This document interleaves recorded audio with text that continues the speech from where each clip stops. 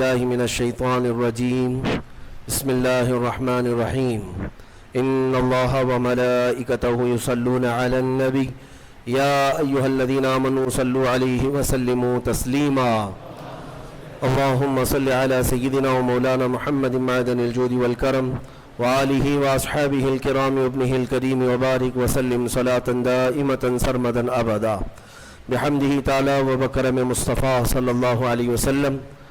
آج کی اس دوسری شب میں ہم نے قرآن عظیم کی سورہ بقرہ کی تلاوت مکمل کر لی ہے، یعنی تقریباً 2.5 پارے ہمارے ہو چکے۔ اللہ تبارک و تعالی اسی طرح مکمل قرآن عظیم تجوید کے ساتھ تلاوت کرنے اور آپ سب کو سماعت کرنے کی توفیق عطا فرمائے۔ قرآن عظیم کی سورہ بقرہ، جیسے کہ کل میں نے عرض کیا تھا، یہ سب سے بڑی سورہ ہے قرآن پاک کی، اور اس میں تقریباً قرآن کا پورا مضمون آ چکا ہے۔ پورا مضمون قرآن کا جو ہے وہ سورہ بقرہ میں موجود ہے۔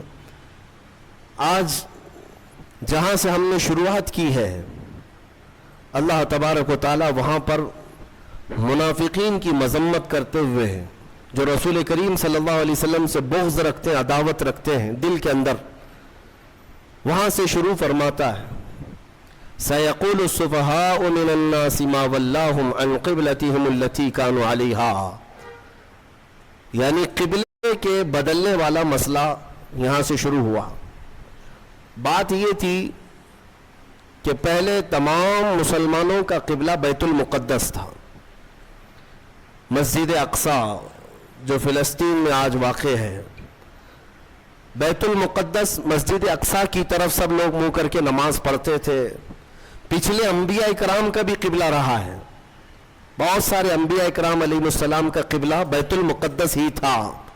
خود رسول کریم صلی اللہ تعالی علیہ وسلم بھی بیت المقدس کی طرف منہ کر کے ہی نماز پڑھتے رہے، جب تک مدینہ طیبہ میں ہجرت کر کے پہنچے، اور وہاں پر بھی 17 مہینے تک حضور پاک صلی اللہ علیہ وسلم مسجد اقصی بیت المقدس کی طرف منہ کر کے نماز پڑھتے رہے۔ لیکن ایک وقت ایسا آیا میرے عزیزوں، رسول کریم صلی اللہ تعالی علیہ وسلم ظہر کی نماز پڑھا رہے تھے صحابہ کو۔ میں توجہ چاہتا ہوں، مدینے میں دونوں قبلوں کا جو رخ ہے بالکل اپوزٹ ہے۔ بیت المقدس اس طرف ہے، خانہ کعبہ اس طرف ہے، دونوں اپوزٹ سائیڈ میں ہیں، دو قبلے۔ مدینے میں جب کھڑے ہوں گے تو بالکل اپوزٹ سائیڈ میں ہوگا، کعبے کے اپوزٹ سائیڈ۔ اکرم صلی اللہ تعالی علیہ وسلم ظہر کی نماز صحابہ کو پڑھا رہے تھے بیت المقدس کی طرف منہ کر کے۔ 2 رکعت ہو چکی تھی، دل میں خیال آیا رسول کریم کے کہ کاش ہمارا قبلہ بیت المقدس کی بجائے خانہ کعبہ ہوتا تو کتنا اچھا ہوتا، کیونکہ رسول کریم صلی اللہ علیہ وسلم کو مکہ سے بڑی محبت تھی، لگاؤ تھا، پیدائشی وطن بھی ہے، اللہ کا گھر بھی ہے۔ خانہ کعبہ کی طرف اگر ہمارا منہ ہوتا تو کتنا اچھا ہوتا، یہ کہاں حضور پاک کے دل میں خیال آیا، اور اس خیال کے آتے رسول کریم صلی اللہ علیہ وسلم اپنا چہرہ آسمان کی طرف اٹھا رہے تھے، کبھی آسمان کی طرف دیکھتے اور پھر نماز پڑھاتے۔ 2 رکعت ہو چکی ہے، اور جب رسول کریم صلی اللہ علیہ وسلم کا چہرہ آسمان کی طرف اٹھا، فوراً جبرائیل امین آیت لے کر نماز میں ہی داخل ہوئے، نازل ہوئے۔ کیا آیت تھی جس کی آج ہم نے تلاوت کی ہے؟ فرماتا ہے مولا قد نرا تقلب وجہک فی السماء، اے محبوب ہم آپ کا چہرہ اٹھانا دیکھ رہے ہیں، آسمان کی طرف آپ جو چہرہ اٹھا رہے ہیں آپ، وہ ہم دیکھ رہے ہیں۔ اللہ فرماتا ہے فَلَنُوَلِّيَنَّكَ قِبْلَةً تَرْضَاهَا، ہم آپ کو اسی طرف پھیر دیں گے جہاں آپ کی مرضی ہوگی، ہم آپ کو اسی طرف پھیر دیں گے، اسی طرف آپ کا قبلہ بنا دیں گے جہاں آپ کی مرضی ہوگی۔ خدا کی رضا چاہتے ہیں دو عالم، اور خدا چاہتا ہے رضا محمد۔ اعلیٰ حضرت یہ فرماتے ہیں ساری دنیا کس کی رضا چاہتی ہے؟ اللہ کی، اور اللہ کس کی رضا چاہتا ہے؟ خدا چاہتا ہے رضا محمد۔ اے محبوب تم راضی ہو، آپ کی مرضی جس طرف ہوگی ہم آپ کو اسی طرف پھیر دیں گے۔ اتنی بات ہی نہیں، اس کے فوراً بعد جو آیتیں آپ تلاوت کریں گے قرآن پاک، سورہ بقرہ میں دوسرے پارے کا پہلا صفحہ جب آپ پڑھیں ترجمے سے پتہ چلے گا آپ کو. یہ آیتیں تو آئی، اے محبوب ہم آپ کا آسمان کی طرف چہرہ اٹھانا دیکھ رہے ہیں، ہم آپ کو اسی طرف پھیر دیں گے جہاں آپ کی مرضی ہوگی. اس کے فوراً بعد آیت آتی ہے فَوَلِّ وَجْهَكَ شَطْرَ الْمَسْجِدِ الْحَرَامِ. دیر کس بات کی محبوب، ابھی اسی حالت میں آپ قبلہ بیت المقدس کی بجائے کعبے کی طرف کر لیں. بیت المقدس کی بجائے کعبے کی طرف ابھی کر لیں نماز کے حالت میں. حکم نماز کے حالت میں ہوا اور رسول کریم صلی اللہ علیہ وسلم 2 رکعت کے بعد پھر گئے بیت المقدس سے کس طرف؟ خانہ کعبہ کی طرف. بالکل اپوزٹ ڈائریکشن ہے دونوں بھی. میں آپ کو بتا رہا ہوں، پیچھے صحابہ کی جماعت ہے، میں اگر آپ کی طرف گھوم جاؤں تو مقتدیوں کا آمنا سامنا نہیں ہوگا. امام پیچھے ہو جائے گا، مقتدی آگے ہو جائیں گے. ایک روایت میں ہے رسول کریم صلی اللہ تعالیٰ علیہ وسلم چل کر کے ان صفوں میں سے بیچ میں سے آگے گئے اور صحابہ نے جب دیکھ لیا حضور کا چہرہ اس طرف تو پوچھا نہیں کیوں، سبوں نے اسی طرف کر لیا. دین اسی کا نام ہے جس طرف رسول کا چہرہ ہے. یہ پوچھنے کی ضرورت نہیں کہ آقا اب تک یہاں تھا اب یہاں کیوں، کسی صحابی نے پوچھا نہیں، سبوں نے اس طرف منہ کر لیا. نماز کے عالم میں پوچھ تو نہیں سکتے، لیکن جب رسول کا چہرہ دیکھا میرے عزیزو یہی تو اصل دین ہے. اقبال کہتا ہے بمسن آپ کو نبی کے قدموں تک پہنچا دے دین یہی ہے. گرب اون رسیدی تمام بول حبیس، اور اگر تم رسول تک نہیں پہنچ سکے تو پوری زندگی ابو لہب کی طرح ہے. ابو لہب ہے. حضور تک پہنچ جانا یہی دین ہے اور صحابہ اس کو سمجھتے تھے. حضور کا چہرہ اس طرف ہوا تو سب صحابہ گھوم گئے. ایک روایت میں تو یہ ہے کہ رسول کریم صلی اللہ تعالیٰ علیہ وسلم مڑ گئے تو صحابہ چل چل کر کے پیچھے آ کر کے صفیں لگانے لگے. اس طرف سے اس طرف سب آئے اور حضور کے پیچھے صفیں لگا کر باقی کی 2 رکعت نماز ادا کی. اس نماز میں چہرہ بھی بدلا، چلت پھرت بھی ہوئی، لیکن نماز کسی کی نہیں ٹوٹی. نماز کسی کی نہیں ٹوٹی، اس لیے کہ وہ سارے صحابہ رسول کی اطاعت میں تھے. یہاں تک کہ حکم ہے میرے عزیزوں. میرے 24 سال کے نیمرولوجی ایکسپیرینس نے مجھے سکھایا ہے کہ دنیا میں 80% لوگ غلط پروفیشن میں. عزیزوں لوگ توحید کے نام پر آج کچھ سعودی ایسے گمراہ کرتے ہیں کہ رسول کا خیال آنا بھی نہیں چاہیے نماز میں. نعوذ باللہ. بعض گدھوں نے بعض کتوں نے یہ تک لکھ دیا کہ حضور کا خیال نماز میں آنا گدھے کے خیال سے بدتر ہے. نعوذ باللہ من ذالک. یہ جملے بھی بولنا ہمارے لیے سخت ہے لیکن لوگ کتابوں میں لکھ مارے ہیں. آج بھی کتابیں موجود ہیں. صحابہ کو تو دیکھو، ایک صحابی نماز پڑھ رہے تھے، حضور نے بلایا ان کو نام لے کر، وہ نماز پڑھتے رہے. میرے آقا نے پھر بلایا، وہ نماز پڑھ رہے تھے. پھر سلام پھیر کر دوڑے دوڑے آئے، یا رسول اللہ آپ نے بلایا.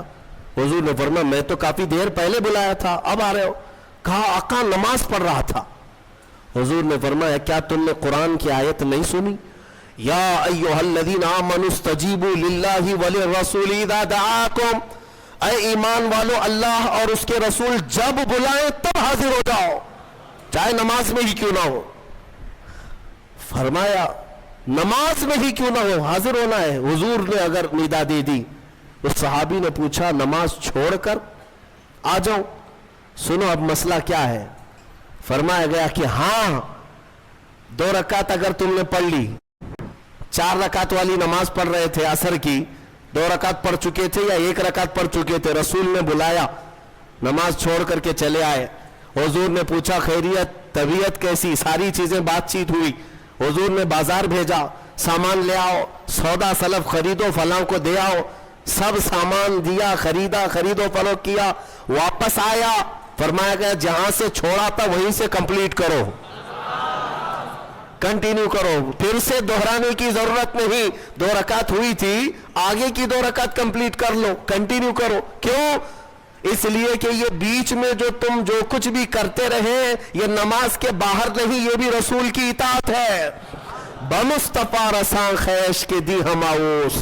اسی لیے اقبال نے کہا اپنے آپ کو نبی کے قدموں تک پہنچا دے، یہی دین ہے، یہی دین ہے۔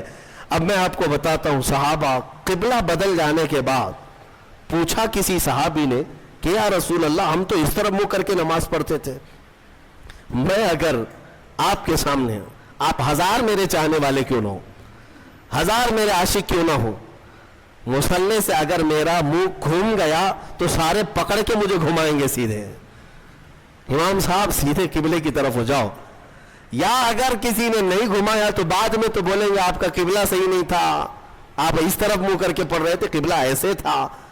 میرے عزیزو، شریعت سب کے لیے ہے، لیکن رسول جو کرے وہی شریعت ہے۔ حضور پاک صلی اللہ علیہ وسلم اگر گھوم گئے پورے اپوزٹ ڈائریکشن میں، کسی صحابی نے پوچھا بھی نہیں، بلکہ خود بھی گھوم گئے حضور کی طرف، اور رسول کریم صلی اللہ تعالیٰ علیہ وسلم کی اقتداء میں نماز کمپلیٹ کی۔ وہ ایک نماز ایسی ہے، 4 رکعت والی ایک نماز ایسی ہے، 2 رکعت بیت المقدس کی طرف منہ کر کے اور 2 رکعت خانہ کعبہ کی طرف منہ کر کے، باقی کسی کی ایسی نماز نہیں ہے۔ آج بھی وہ مسجد مدینہ طیبہ میں موجود ہے جس کو مسجد قبلتین کہتے ہیں، جہاں یہ قبلہ بدلا تھا، جہاں یہ آیت اتری تھی۔ اب جو کہنا ہے مجھے وہ یہ ہے، حضور پاک صلی اللہ تعالیٰ علیہ وسلم کے چہرے پاک کا حال یہ ہے کہ اگر آسمان کی طرف اٹھ جائے تو قیامت تک کے لیے قبلہ بدل جائے۔ سوچو تو ذرا صحیح، اس چہرے پاک کا اثر یہ ہے کہ اگر اٹھ گیا آسمان کی طرف تو ہمیشہ کے لیے قبلہ بدل گیا۔ جس طرف اٹھ گئی دم میں دم آ گیا، اس نگاہ عنایت پہ لاکھوں سلام۔ حضور پاک صلی اللہ تعالیٰ علیہ وسلم کے چہرے پاک کے بارے میں تم سمجھ رہے ہو، قبلہ جب مسلمانوں کا قیامت تک کے لیے بدل سکتا ہے تو ایک بار وہ چہرہ اگر ہم سب کی طرف ہو جائے۔ میرے آقا آؤ کہ مدت ہوئی ہے، تیری راہ میں اکھیاں بچھاتے بچھاتے بڑے دن ہوئے ہیں، تیری حسرتوں میں تیری یادوں میں بڑے دن ہو گئے گھر کو سجاتے سجاتے۔ اے مومنوں، تمنا یہ کرو حضور کی بارگاہ میں ہمیشہ کہ وہ چہرے جمال جہاں آرا ایک بار نظر آ گیا تمہیں تو تمہارا یہ ادھر ادھر کا قبلہ بدل جائے گا، پھر تمہارا قبلہ اسی محبوب دو جہاں کی طرف ہوگا۔ ہمارے دلوں کے قبلے کو بدلنا بھی یہ میرے حبیب پاک صلی اللہ علیہ وسلم کا اثر ہے۔ اب منافقین جو ہے بات بنانے لگ گئے۔ میں یہاں پر ایک اور نقطہ عرض کر دوں، صحابہ کا حال یہ تھا کہ انہوں نے کسی نے پوچھا نہیں 2 رکعت ادھر اور 2 رکعت ادھر کیوں، بلکہ صحابہ جانتے تھے کہ جو رسول کرے وہی دین ہے، وہی شریعت ہے۔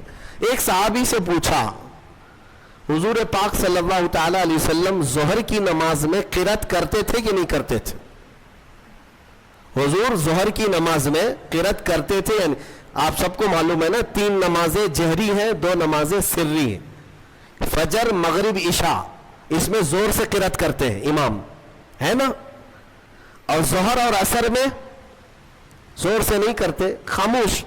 لیکن کرتے ہیں کہ نہیں کرتے تم کو کیا معلوم؟ خاموش کھڑے رہتے نا امام، تو آپ کو پتا ہے پیچھے صفوں میں کھڑے رہتے امام صاحب پڑھتے بھی ہیں کہ نہیں پڑھتے، کسی کو نہیں پتا۔ اب حضور پاک صلی اللہ علیہ وسلم ظہر کی نماز میں آہستہ ہی صحیح کچھ پڑھتے تھے کہ نہیں پڑھتے تھے؟ ایک صحابی سے پوچھا گیا، اس صحابی نے کہا ہاں رسول اللہ تلاوت کرتے تھے۔ کہا سنائی دیتا تھا؟ کہا نہیں۔ کیسے پتا؟ وہ صحابی کہتے ہیں میں پیچھے صف میں کھڑا رہتا اور حضور کے چہرے کی طرف دیکھتا، آپ کی داڑھی مبارک ہلتی رہتی تھی، داڑھی مبارک ہلتی رہتی تھی۔ اس کا مطلب یہ ہے کہ میرے آقا نماز میں خاموش نہیں، تلاوت کیا کرتے تھے۔ اے میرے عزیزوں، ان صحابہ سے پوچھو نماز میں تمہیں کعبے کی طرف دیکھنا چاہیے یا رسول کے چہرے کی طرف؟ ان صحابہ کی ترجمانی اگر کہیں سے ملتی ہے تو بریلی کے امام کی زبان میں وہ کہتا ہے حاجیوں آؤ شہنشاہ کا روضہ دیکھو، کعبہ تو دیکھ چکے، کعبے کا کعبہ دیکھو، کعبے کا کعبہ دیکھو۔ صحابہ جو دیکھتے تھے وہ کیا تھا؟ کعبے کا کعبہ تھا، اور وہ ان کی نمازیں نہیں ٹوٹتی تھی۔ ہاں آپ سب چاہے کتنا بھی بڑا امام ابھی آئے، آپ کو حکم نہیں ہے کہ امام کی طرف دیکھتے رہو، آپ کو حکم نہیں ہے. آپ کعبے کی طرف منہ کر کے رکھو. اب کے زمانے میں امام کے پیچھے ہیں آپ, لیکن امام کو دیکھتے مت رہو نماز میں کہ امام کی ٹانگ اٹھی ہے یا پیر اٹھا ہے, پیجامہ نیچے آیا ہے, کیا ہو رہا ہے اس کا نماز میں, یہ تمہیں حکم آج نہیں ہے. نماز میں اگر کھڑے ہو گئے تو قبلے کی طرف منہ رہے. صحابہ اکرام کا حال یہ تھا کہ وہ اپنے رسول کو دیکھا کرتے. اتنا ہی نہیں میرے عزیزوں, اتنا ہی نہیں, ایک اور بات میں بتا دوں. آج مدینہ طیبہ میں اگر آپ جائیں گے, اللہ سب کو حاضری نصیب فرمائے. یہ حضور کا محراب اس طرف ہے سامنے, حضور پاک صلی اللہ تعالی علیہ وسلم کا محراب سامنے ہے. اور جب محراب کی طرف منہ کر کے کوئی کھڑا رہے گا تو بائیں ہاتھ کی جانب حضور صلی اللہ تعالی علیہ وسلم کا حجرہ, جو روضہ ہے آج بھی حضور کا, وہی حضور کا حجرہ تھا جس میں میرے آقا صلی اللہ علیہ وسلم حضرت عائشہ صدیقہ رضی اللہ تعالیٰ عنہا کے ساتھ قیام فرماتے. وہ حجرہ عائشہ صدیقہ ہے جس میں میرے آقا دفن ہے. آج کہاں ہے وہ؟ یہ سامنے محراب اور ادھر بالکل بائیں سائیڈ میں حجرہ ہے حضور کا. دروازہ بھی اس کا وہی تھا.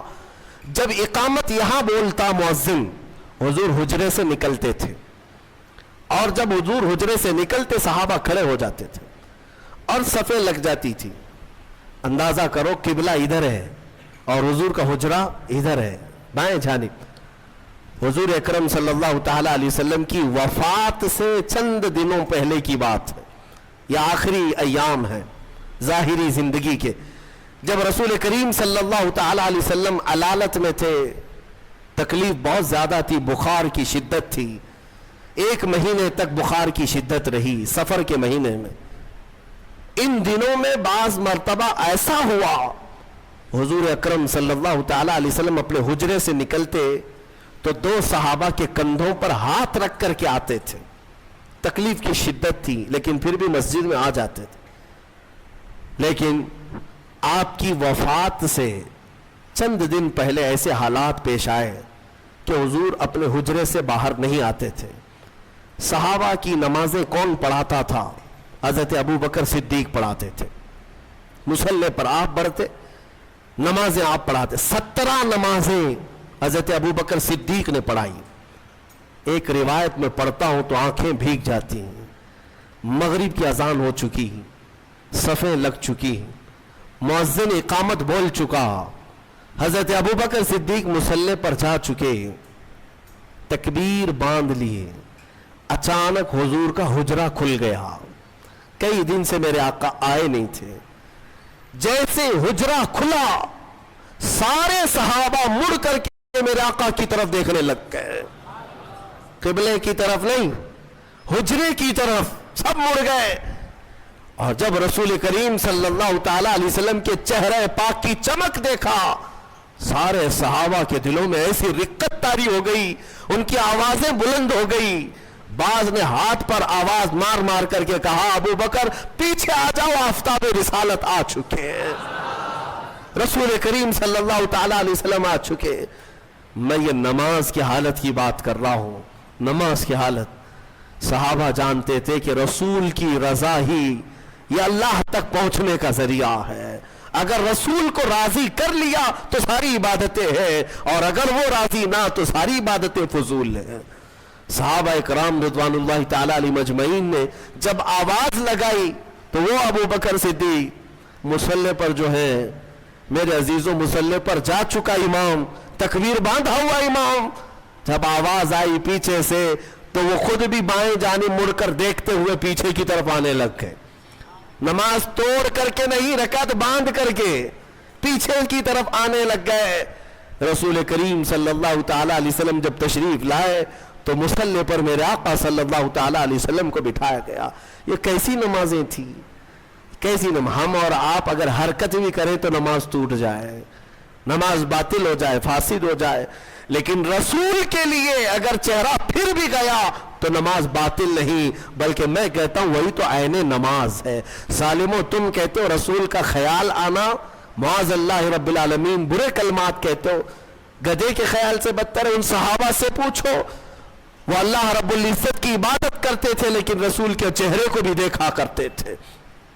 اس لیے میں نے کل ہی آپ کے سامنے یہ عرض کیا، قرآن کی اگر تفسیر بھی سننا ہو تو اے سنیو، شرط یہ ہے کہ دل کو محبت مصطفیٰ کا ایک عظیم مدینہ بناؤ، تبھی تمہیں قرآن کی آیتیں سمجھ میں بھی آئے گی، تبھی تمہیں قرآن کا لطف بھی ملے گا اور لذت بھی ملے گی۔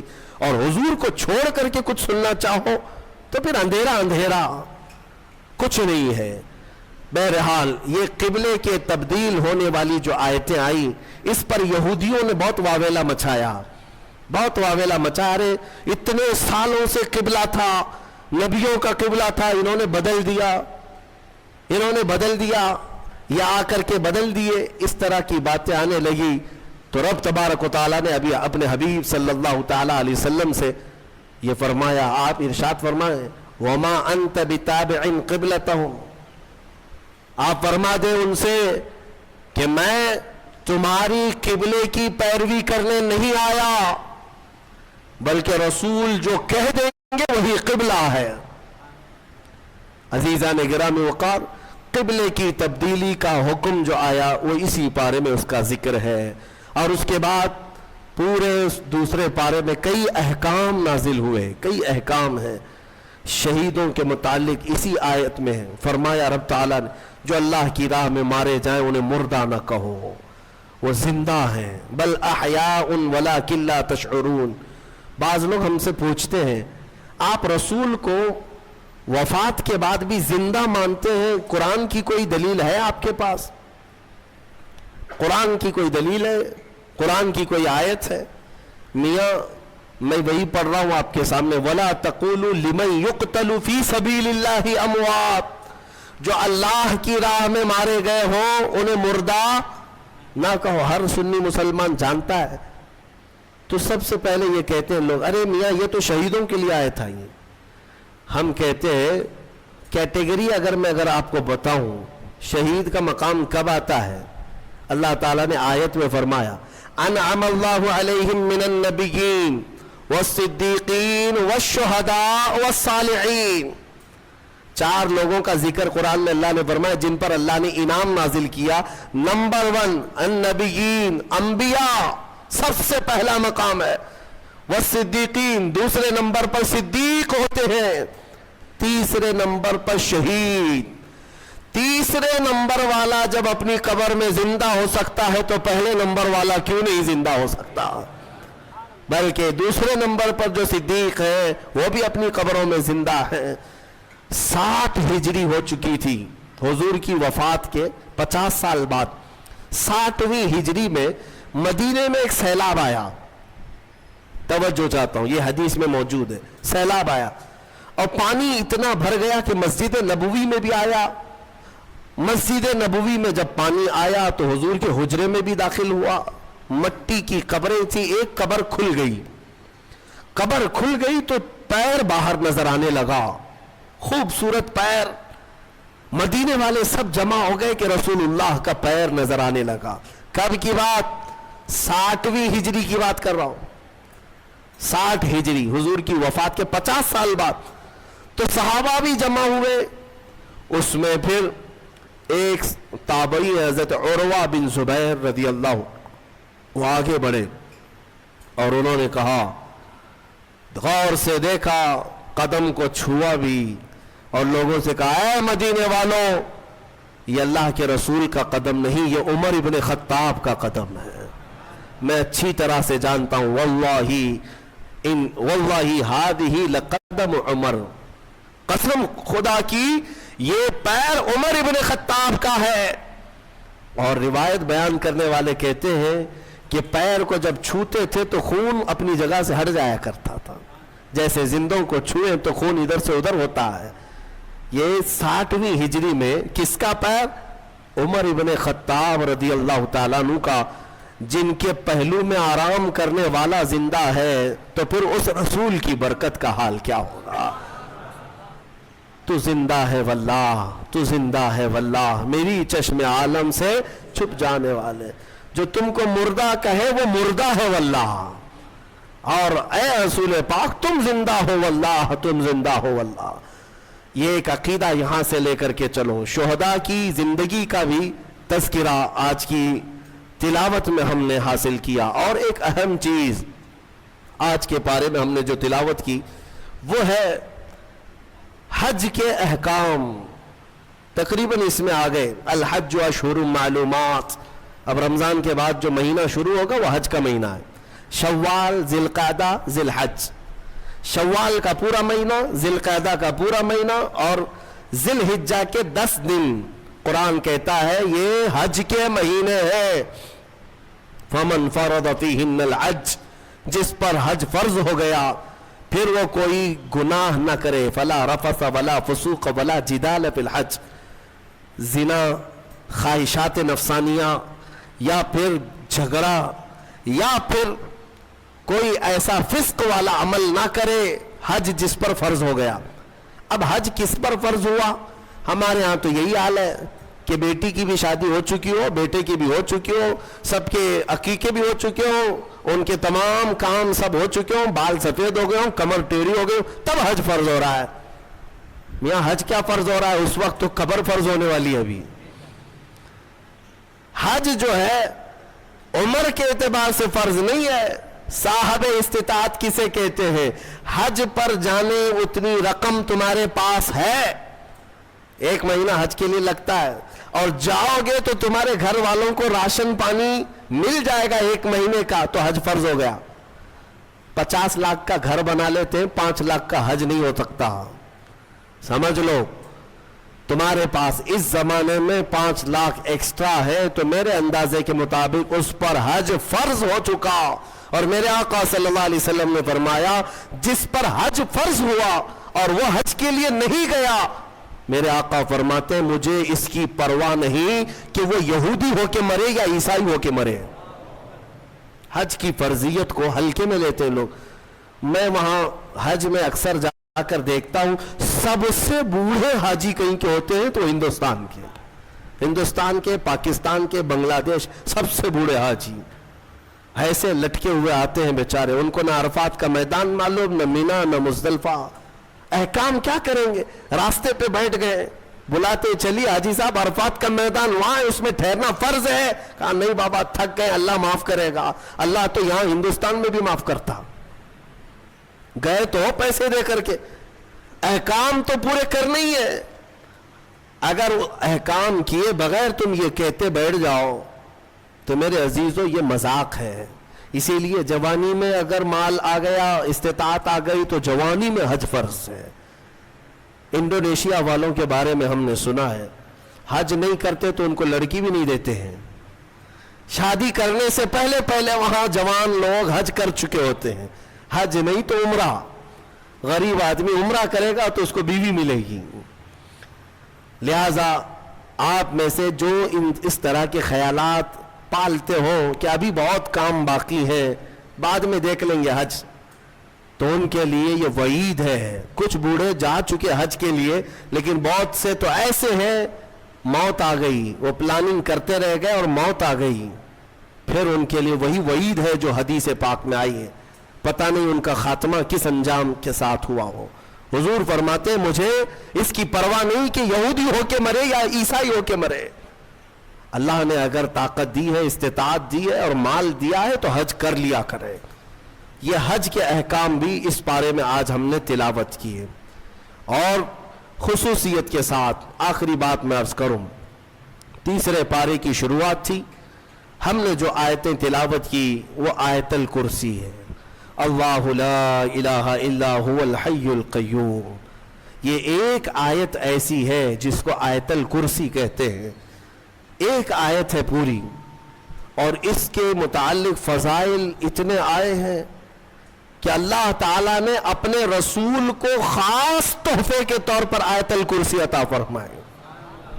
जो आयतल कुर्सी पढ़ लेता है वो सारी बलाओं से महफूज है। रात को अगर पढ़ करके सोया तो उसका घर जलने से महफूज, जलने से, चोरी होने से महफूज। बल्कि आयतल कुर्सी पढ़ने वाले के मुतालिक ये भी है कि अगर हर फर्ज नमाज के बाद किसी की आदत है कि वो आयतल कुर्सी पढ़ लिया करता है हर फर्ज नमाज के बाद, तो फरमाया गया कि जब उसकी रूह निकलने का वक्त आएगा, उसकी रूह निकलने का वक्त आएगा تو ایسا ہوگا کہ اس کی روح ادھر نکالی جا رہی ہوگی، ایک قدم دنیا میں ہوگا، دوسرا قدم جنت میں ہوگا، اور اس کی روح قبض کرنے کے لیے بھی یہ حکم آیا کہ اتنی آسانی کے ساتھ اس کی روح نکالی جائے گی کہ اسے اندازہ بھی نہیں ہوگا، پتہ بھی نہ چلے گا۔ آیت الکرسی پڑھنے کی عادت ڈالو، حفاظت کے لیے بھی، اور جو اللہ رب العزت سے بے پناہ محبت کرنا چاہتا ہے، اپنے رب سے بے پناہ محبت کر کے قریب ہونا چاہتا ہے، اسے آیت الکرسی کا ورد ضروری ہے۔ وہ جس قدر آیت الکرسی پڑھے گا مولا تعالیٰ اتنا قریب اس بندے کو کرتا جائے گا۔ اور ایک بات یاد رکھ لیں، الحمدللہ بچپن سے ہمیں بھی یہ عادت ہے، آیت الکرسی پڑھنے والے کی ایک اور فضیلت ہے کہ اسے پھر دوسری کرسی کی لالچ بھی نہیں آئے گی۔ ہاں، کرسی والوں کو میں یہ کہتا ہوں آیت الکرسی پڑھا کرو تاکہ یہ نحوست دل سے نکل جائے، یہ کرسی وہ کرسی وہ کرسی یہ کرسی، کب تک کرسیوں کے پیچھے چلو گے؟ جس کے پاس آیت الکرسی ہو، جیسے دیکھو اجمیر کے خواجہ کی کرسی آج تک کوئی نہیں ہلاتا، کوئی نہیں ہلاتا، اور اس کرسی کے لیے کبھی الیکشن بھی نہیں ہوتا۔ ہماری بات ہمارے اور 100 نسلیں بھی آئیں گی، ہندوستان کا بادشاہ وہ نسلیں غریب نواز کو ہی سمجھا کریں گی، کیوں؟ وہ آیت الکرسی والے بادشاہ ہیں۔ لہذا ہے سنی مسلمانوں، آیت الکرسی کا ورد رکھو۔ یہ کرسیوں کی لالچیں بھی بہت خطرناک ہوتی ہیں، بسا اوقات انسان کو کافر بنا دیتی ہیں، بسا اوقات انسان کو گمراہ کر دیتی ہیں۔ ہم نے دیکھا ہے اولیاء اکرام کی تعلیم میں، اولیاء اکرام جب کسی کی تربیت کرتے ہیں نا تصوف میں، تو تربیت میں سب سے پہلے وہ 2 چیزوں کو مارتے ہیں۔ پہلی چیز یہ ہے کہ کھانے میں لالچی نہ ہو، بہت زیادہ کھانا بند کر دو۔ اگر کسی ولی کے دربار میں تربیت لینا ہے تو پہلی تربیت وہ یہ کرتے ہیں کھانے پر کنٹرول، اور دوسری تربیت کسی بھی مقام، مرتبے، منصب اور کرسی کی لالچ ہرگز نہیں۔ کوئی عمل اس لیے نہیں کرے گا کہ مجھے یہ مقام ملے، دنیاوی منصب ملے۔ اسی لیے میرے آقا صلی اللہ تعالیٰ علیہ وسلم نے بھی ارشاد فرمایا کہ دنیا طلب کرنے والا اگر علم دین بھی حاصل کرے گا تو وہ ایسا ہی ہے جیسے خنزیر کے گلے میں موتیوں کا ہار ڈالا جا رہا ہے۔ حب جاہ، حب مال، حب مقام، حب منصب، یہ بری خصلتیں ہیں۔ اللہ ان تمام چیزوں سے ہمیں محفوظ رکھے۔ من رکع فرفع، حضور نے فرمایا جو جھک گیا اللہ اسے بلند کرتا ہے، اور جو اکڑ گیا اللہ اسے ہمیشہ ذلیل کرتا ہے۔ تو یہ کرسیاں ہی ہیں جو اکڑ پیدا کرتی ہیں۔ آیت الکرسی کا ورد ہمیشہ رکھو، بہت ساری چیزوں سے تمہیں محفوظ کر دے گی۔ آخری بات، تو اس میں تیسرے پارے کی ایک بہت ہی اہم چیز بیان ہوئی ہے، وہ کیا ہے؟ ابراہیم علیہ الصلاۃ والتسلیم نے ایک بار اللہ رب العزت کی بارگاہ میں سوال کیا، اے مولا مجھے دکھا تم مردوں کو زندہ کیسے کرتا ہے؟ اللہ نے پوچھا کہ اے ابراہیم کیا تجھے یقین نہیں ہے؟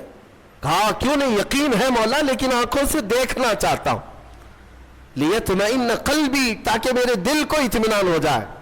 سنو، اللہ مردوں کو زندہ کرتا ہے یا نہیں کرتا؟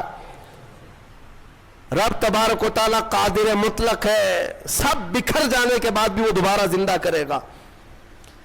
ہاں، کئی واقعات ہیں۔ حضرت عزیر علیہ السلام کا واقعہ بھی آج ہم نے تلاوت کیا۔ ایک نبی تھے اللہ کے، 33 سال کی عمر تھی، وہ اپنے خچر پر جا رہے تھے، ایک بستی کو دیکھا اجڑی ہوئی تھی، اجڑی ہوئی۔ انہوں نے یہ پوچھا اللہ کی بارگاہ میں کہ مولا یہ سب پوری بستی اجڑ گئی، یہاں نہ سبزے اگتے ہیں، نہ درخت، نہ پودے، کچھ نہیں، کیا پھر اس بستی کو تو دوبارہ زندہ کرے گا؟ تو حضرت عزیر علیہ السلام کو اسی وقت نیند لگ گئی، سو گئے۔ وہ سوئے تو 100 سال کے لیے سو گئے، 100 سال کے لیے وہی سو گئے۔ اور جس خچر پر آئے تھے، جو کھانا لے کر کے آئے تھے، اس کو بھی نیند لگ گئی۔ نیند کیا ہے؟ موت کی بہن ہے، اللہ نے سلا دیا۔ 100 سال کے بعد اٹھایا اللہ نے، پوچھا عزیر سے کتنے دن یہاں ٹھہرے رہے؟ کہا میں تو صبح آیا تھا، دوپہر ہو رہی ہے۔ اللہ نے فرمایا ذرا اپنے خچر کو دیکھو، تمہارے کھانے کو دیکھو، تم 100 سال یہاں ٹھہرے ہو۔ حضرت عزیر جب اٹھے اور گئے تو ان کی عمر تو 33 تھی، ان کی عمر تو 33 سال ہی تھی, مولا 100 سال سلایا, اس کے بعد بھی جوان ہی اٹھایا. جب اپنی آبادی میں آئے تو ان کے زمانے کے بچے بھی بوڑھے ہو چکے تھے. خود ان کی اولاد جو ان کے بیٹے تھے وہ ان سے بھی بڑے ہو چکے تھے. 118 سال, 115 سال, 110 سال کے ان کی عمریں ہیں, اور حضرت عزیر کی عمر تو 33 سال ہے. حضرت عزیر آئے اور کہا میں عزیر ہوں, اللہ کا نبی. لوگوں نے انکار کر دیا کہ وہ 100 سال پہلے جا چکے, تم کہاں سے آئے ابھی. ایک خاتون جو ان کے گھر کی کنیز تھی, وہ بہت بوڑھی ہو چکی تھی, اس نے کہا میں عزیر کو 2 علامتوں سے پہچانتی ہوں, اگر وہ 2 علامتیں اس کے اندر ہیں تو یہ عزیر ہے. وائی کہا ایک تو یہ ہے کہ پورے زمانے میں تورات اگر کسی کو لفظ بلفظ یاد ہے تو صرف عزیر علیہ السلام کو, کسی کو نہیں. ایک علامت یہ ہے. دوسری یہ ہے کہ ان کی پیٹھ پر ایک نشان ہے جو کسی کے اندر نہیں ہے, وہ میں دیکھ چکی ہوں. حضرت عزیر کو جب اس بوڑھی نے یہ کہا تو حضرت عزیر علیہ السلام نے لفظ بلفظ پوری سورہ تورات سنا دی, اور ان کی پیٹھ پر وہ نشان بھی باقی تھا. تو اس خاتون نے پکار کر کہا اے لوگوں, یہ اللہ کی قدرت ہے, یہی عزیر ہے جو 100 سال پہلے ہم سے بچھڑا تھا, آج مولا نے 100 سال بعد دوبارہ اسے ہمارے ہاں اٹھا کر لایا ہے. یہ واقعہ کیوں پیش آیا؟ یہ ان منکرین کو بتانے کے لیے جو یہ سمجھتے ہیں کہ موت کے بعد پھر اللہ کسی کو نہیں اٹھا سکتا, اسی لیے کچھ لوگ جلا کر راکھ کرتے ہیں, کچھ لوگ چیل کووں کو کھلا دیتے ہیں کہ مرنے کے بعد پھر پکڑ نہیں ہونی چاہیے. یہ شراب کیوں پیتا تھا, چوری کیوں کرتا تھا, کوئی ڈنڈے مارنے والا نہ ہو, ہم تو اس کو جلا کے راکھ کر چکے. مولا قرآن میں بیان فرماتا ہے جو رب ایک پانی کے قطرے سے تمہیں انسان بنا سکتا ہے, تمہاری راکھ کو جمع کر کے دوبارہ تمہیں زندہ کیوں نہیں کر سکتا؟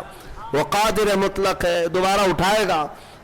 ہمارا عقیدہ کیا ہے؟ موت کے بعد ہم دوبارہ ہوں گے کہ نہیں ہوں گے, لیکن اس دنیا میں نہیں, پرن جنم نہیں. ہاں, یہ پرن جنم والا نہیں ہے. ہمارا جو عقیدہ ہے وہ یہ ہے کہ مریں گے یہاں, اٹھیں گے قیامت کے دن. قیامت سے پہلے پھر کسی کی آتما نہیں اٹھنے والی ہے, جس کی اٹھتی ہے وہ بیوقوف ہے. ہاں, وہ جو مشہور کرتے ہیں کہ اس کی آتما آئی, اس کی آتما آئی, کسی کی آتما نہیں آتی. ہاں, یہ بات یاد رکھیں, شیطان کھیلتا ہے, روحیں جا چکی, ایک بار نکل گئی تو اب قیامت کے دن دوبارہ زندہ ہوں گے. الحمدللہ ہمارا عقیدہ یہی ہے, اسلام کا عقیدہ یہ, ہم مرنے کے بعد عالم برزخ میں جاتے ہیں اور پھر مولا قیامت کے دن اٹھاتا ہے. اس سے پہلے ہمارا عقیدہ یہ نہیں کیا ہم مرنے کے بعد پھر کبھی چوہا بن کے اٹھیں گے, بلی بن کے اٹھیں گے, کتا بن کے اٹھیں گے. ہاں, اچھے کام کیا تھا تو اچھا بن کے دوسرے جنم میں پیدا ہوگا, برا کام کیا تھا تو کتا بن کے جنم لے گا. یہ نہیں ہے. الحمدللہ ہمیں اللہ نے انسان بنایا تھا, انسان ہی اٹھیں گے. ہاں, کتوں والا عقیدہ مت رکھو, چوہوں والا اور بلیوں والا عقیدہ مت رکھو. ہمارا یہ عقیدہ نہیں. جو بات میں عرض کر رہا تھا وہ ابراہیم علیہ السلام کی. ابراہیم علیہ السلام نے پوچھا رب سے تو کیسے زندہ کرتا ہے مرنے کے بعد؟ تو رب نے فرمایا کیا تجھے یقین نہیں؟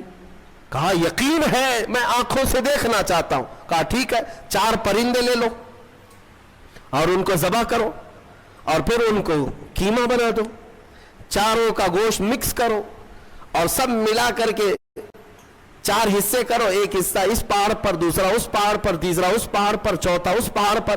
4 پہاڑوں پر گوشت رکھ کر کے آؤ, یہ مکس قیمے کا, اور پھر اپنی جگہ پر کھڑے ہو جاؤ, ان پرندوں کے نام لے کر کے بلاؤ. ابراہیم علیہ السلام کو یہ پروسیس کرایا گیا. ابراہیم علیہ السلام نے کیا کیا لیے؟ ایک کوا لیا, توجہ چاہتا ہوں, کیا لیا؟ کوا لیا. دوسرا مرغا لیا, تیسرا کبوتر, چوتھا مور. 4 پرندے لیے, کوا, مرغا, کبوتر, مور. 4 پرندے لیے اور چاروں کو ذبح کیا, پھر ان کا قیمہ بنایا. گوشت سب قیمہ بنا کر مکس کیا اور 4 حصوں میں 4 پہاڑوں پر رکھ کر آئے. پھر اپنی جگہ پر آ کر کے انہیں پکارا. اللہ کے حکم سے مرغا بھی آئے, کوا بھی آئے, کبوتر بھی آئے اور مور بھی آئے. خدا کی قدرت دیکھیں، وہ خیمہ ہوا میں اڑنے لگا اور جس جس پرندے کا جو گوشت تھا وہ اپنے اپنے جسم میں ملنے لگا، اور پھر ان کی جو منڈیاں تھی، منہ، وہ ابراہیم علیہ السلام کے پاس تھی، دھڑ صرف تنہا اڑتا ہوا آیا، اپنے اپنے منہ سے جڑ گیا اور اڑ کر چلے گئے۔ اللہ نے اپنی قدرت کا مشاہدہ اپنے نبی کو کروایا۔ ابراہیم علیہ السلام، مردوں کو مولا کیسے زندہ کرتا ہے، یہ نبی کو سامنے کر کے دکھایا گیا۔ لیکن صوفیہ کرام کی بھی ایک تعلیم ہوتی ہے۔ میر عبد الواحد بلگرامی رضی اللہ عنہ سبع سنابل شریف کے مصنف فرماتے ہیں، ابراہیم علیہ السلام کو یہ پروسیس کیوں کرایا گیا، یہ 4 پرندے آپ نے کیوں لیے؟ صوفیہ کے جو نقطے ہوتے ہیں بڑے اہم ہوتے ہیں۔ میں نے 4 پرندے کہا، یاد ہے نا 4 پرندے؟ ہاں، وہ ایسی ہی نہیں ہے کہ فارمیلٹی کے لیے میں نے آپ کے سامنے گنا دیے۔ توجہ، کوا، مرغا، کبوتر، مور، یہی 4 پرندے کیوں؟ ابراہیم علیہ السلام نے جو لیے، اولیاء کرام کی ایک جماعت کا کہنا یہ ہے کہ اصل میں ان پرندوں کی ایک خصوصیت ہے، ایک خصوصیت ہے۔